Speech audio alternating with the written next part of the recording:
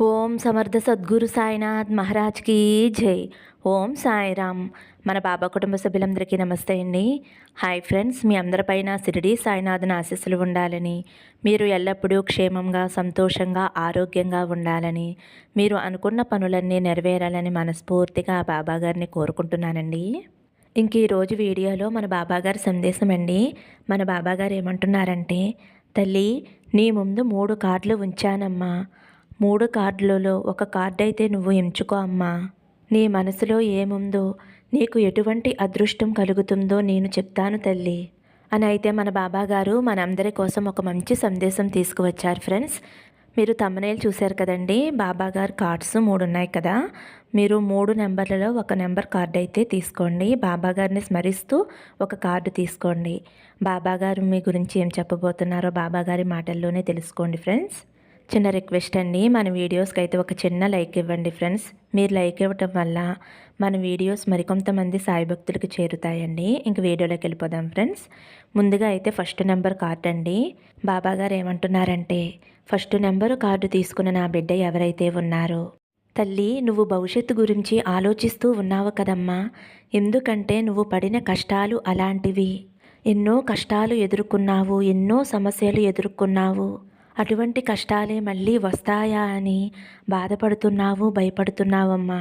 కాబట్టి నువ్వు ఇప్పుడు వర్తమానాన్ని ఆనందంగా గడపలేకపోతున్నావు తల్లి. అటువంటి భయాందోళనలు వదిలేసే తల్లి. అన్ని దారులు మూసుకుపోయినాయి అని బాధపడుతున్నావు కదమ్మా. తల్లి ఒక తలుపు మూసుకుపోయినా నీ చుట్టూ వేల తలుపులు తెరిచే ఉంచుతానమ్మా. ఏదో ఒక తలుపు దారంట అదృష్టం వచ్చేలా నేను చేస్తాను తల్లి. ఒక తలుపు మూసుకుపోయినంత మాత్రాన నీకు అదృష్టం లేదు అని నువ్వు భయపడవద్దు, అపోహపడవద్దు. అలాగే భవిష్యత్తు బాగుండదేమో అన్న అధైర్యంతో ఉండకమ్మా. నీ భవిష్యత్తు బంగారుమయం నేను చేస్తాను తల్లి. నీ భవిష్యత్తు బంగారుమయం అవుతుందమ్మా. నువ్వు ఏమాత్రమో కూడా దిగులు చెందవద్దు. ధైర్యంగా సంతోషంగా ఉండు తల్లి. ఈ వర్తమానాన్ని ఆనందంగా గడుపమ్మా. నీకు గతంలో జరిగిన సమస్యలు, బాధలు, కష్టాల గురించి మర్చిపో. ఇప్పుడు నువ్వు మనసును ప్రశాంతంగా ఉంచుకుని సంతోషంగా గడుపు తల్లి.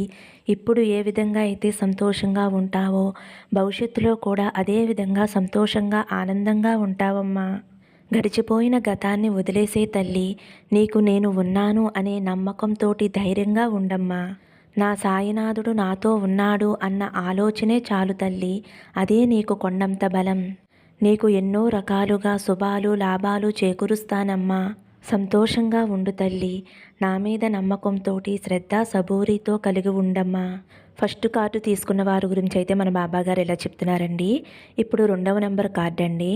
2వ నెంబర్ కార్డు తాకిన నా బిడ్డ ఎవరైతే ఉన్నారో, తల్లి నువ్వు కోరుకున్న కోరికలు తీరటం లేదు అని అనుకుంటున్నావు కదమ్మా. నువ్వు ఏమేమైతే కోరికలు కోరుకున్నావో ఆ కోరికలన్నీ తీరుతాయమ్మా. అది ఏ కోరికైనా కావచ్చు. నువ్వు వివాహం కోసం ఎదురు చూస్తున్నావు. ఒక తీయటి కబురు అనేది నీకు చేరుతుందమ్మా. మంచి శుభవార్త అనేది వింటావు. 3 రోజుల్లో అది జరుగుతుంది తల్లి. నువ్వు 3 రోజులు వేచి చూడు. ఎన్నాళ్ళు ఓపిక పట్టావు కదా తల్లి. 3 రోజులలో శుభవార్త వింటావు.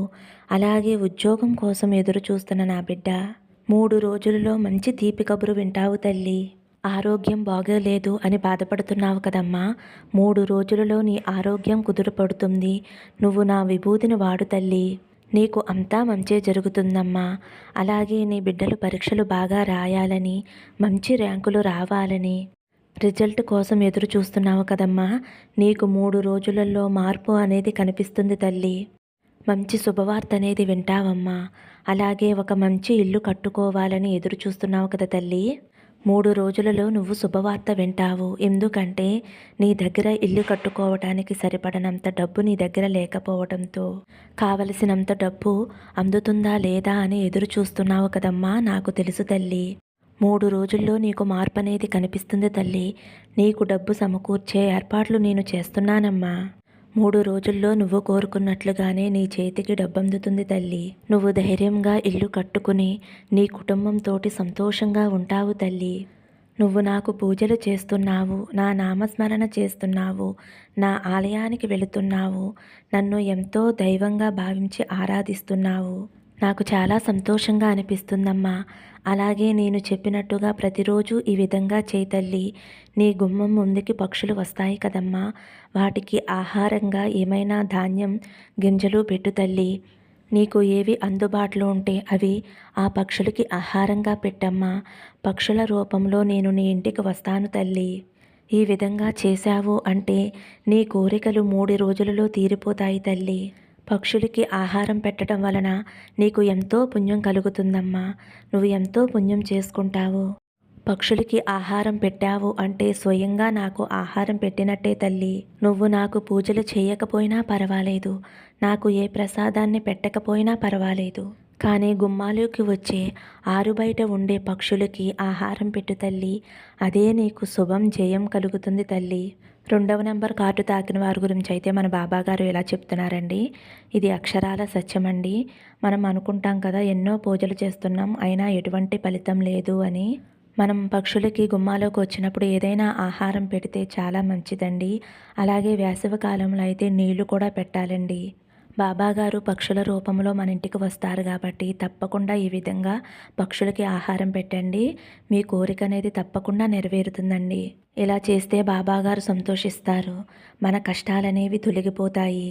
మీరు ఏది కోరుకున్నా సరే ఖచ్చితంగా 3 రోజుల్లో బాబాగారు నెరవేరుస్తారండి. మీరైతే ఇలా చేయండి ఫ్రెండ్స్. ఇంక 2వ నెంబర్ కార్డు తాకిన వారి గురించి ఇలా చెప్పారండి. 3వ నెంబర్ కార్డు పట్టుకున్న వారి గురించి అయితే మన బాబాగారు ఇలా చెప్తున్నారు. 3వ నెంబర్ కార్డు ఎంచుకున్న నా బిడ్డ ఎవరైతే ఉన్నారో, తల్లి ఇప్పుడు నువ్వు ఒక సమస్యతోటి బాధపడుతూ ఉన్నావు. ఒక కష్టం వచ్చింది, అది తొలగటం లేదు అని బాధపడుతున్నావు కదమ్మా.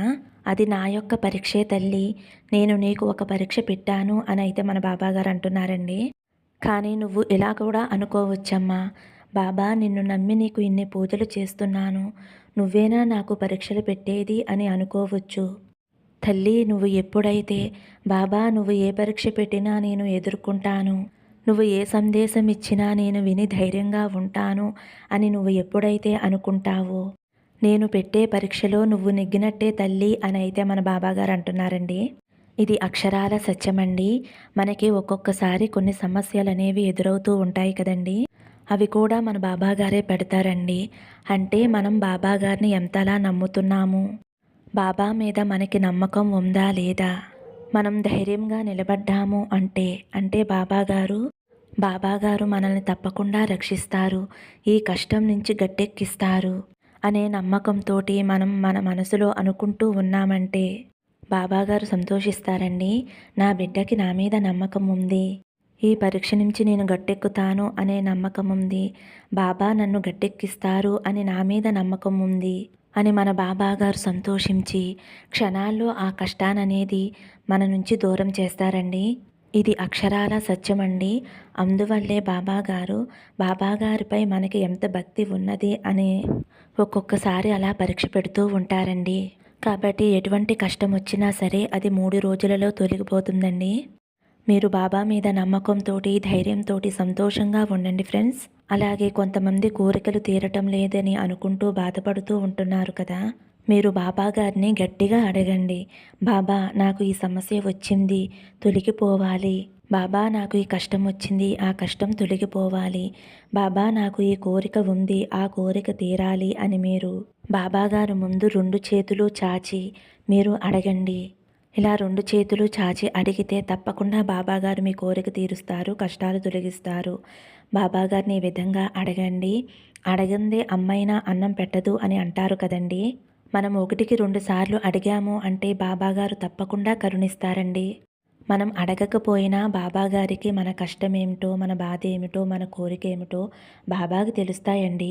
అయినా సరే మనం మన నోటితోటి బాబాగారి ముందు కూర్చుని బాబాని చూస్తూ, ఆయన కళ్ళల్లో కళ్ళు పెట్టి చూస్తూ మనం 2 చేతులు చాచి అడిగితే తప్పకుండా శీఘ్రంగా నెరవేరుతాయండి మన కోరికలు. మనం ఈ విధంగా అడిగాము అంటే బాబాగారిని వారం రోజులు పట్టే సమయం 3 రోజులలోనే జరగవచ్చండి. 3 రోజులలోనే మనకి మార్పు అనేది కనిపించవచ్చు. 3 రోజులలోనే మన కోరిక అనేది తీరిపోవచ్చు. కాబట్టి ఈ విధంగా బాబాగారిని అడగండి ఫ్రెండ్స్. బాబా తప్పకుండా సహాయం చేస్తారండి. బాబాగారి ఆశీస్సులు అందరికీ దొరకాలని ఆశిస్తూ ఈ వీడియో ముగిస్తున్నానండి. వీడియో కనుక మీకు నచ్చితే కనుక ఒక చిన్న లైక్ ఇవ్వండి ఫ్రెండ్స్. మీ ఫ్రెండ్స్కి షేర్ చేయండి. ఫస్ట్ టైం చూసేవారైతే మన బాబా భక్తి ఛానల్ని సబ్స్క్రైబ్ చేసుకుని సపోర్ట్ చేయండి ఫ్రెండ్స్. సర్వే జన సుఖినో భవంతు. సమస్తం సద్గురు సాయినాథార్పణమస్తు. శుభం భవతు. జై సాయిరామ్.